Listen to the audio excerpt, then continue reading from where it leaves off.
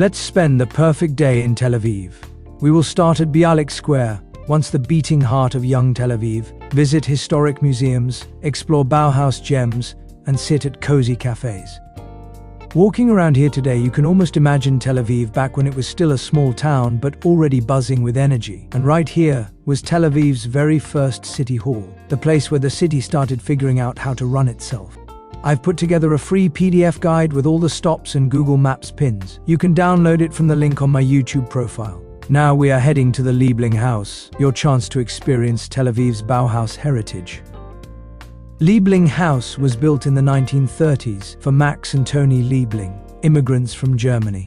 Over the years, this building has witnessed Tel Aviv grow from sand and sun into the white city we know today. The best part? Entry is free. It's not just a museum you walk through. You can step into the rooms and really get a feel for what the Bauhaus lifestyle was like. It's both a cultural center and a time machine. You can download an app with a free audio guide to help you explore the house and its stories at your own pace. The friendly staff at the first floor reception are happy to assist you. If you're in the mood to explore more museums, there are a few options around. Beit Bialik, a house built for Israel's national poet, Chaim Bialik. Discover personal belongings, manuscripts, and a glimpse into his creative world. The Rubin Museum. Once the house of painter Reuven Rubin, this museum showcases his art and life with a cozy atmosphere that reflects his unique vision. The Tel Aviv City Museum is a great stop if you want to get a feel for how the city actually started. One of the highlights is stepping into Dizengoff's office, the city's first mayor. It's been kept the way it was when Tel Aviv was just getting on its feet.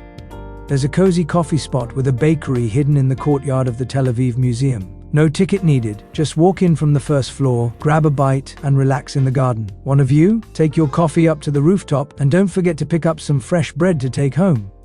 Bialik Street is a paradise for architecture lovers. Let's explore a few highlights and capture some great shots. First stop is the Peltzman and Wecht House. Just look at these elegant curved balconies. Now turn around. This building is a creation of Joseph Berlin, one of Tel Aviv's most influential architects. It was once a sanatorium and later became a home to Rabbi Yisrael Friedman and his Hasidic community.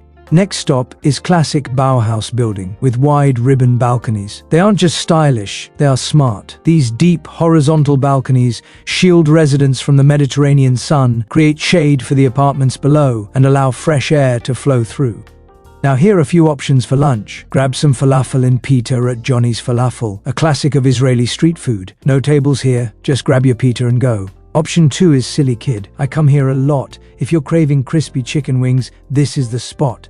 My third suggestion is Café Schnee, or a cozy place on a quiet street. It's a little oasis to relax. Enjoy your lunch with a view of iconic Tel Aviv architecture. Back in the day, this building was a dorm for women. Simple, smart, and totally stylish.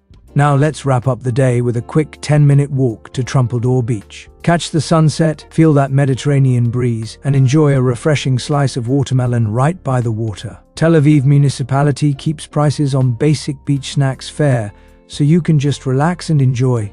Now please subscribe, because my mom says I need more friends on the internet. Thank you and bye.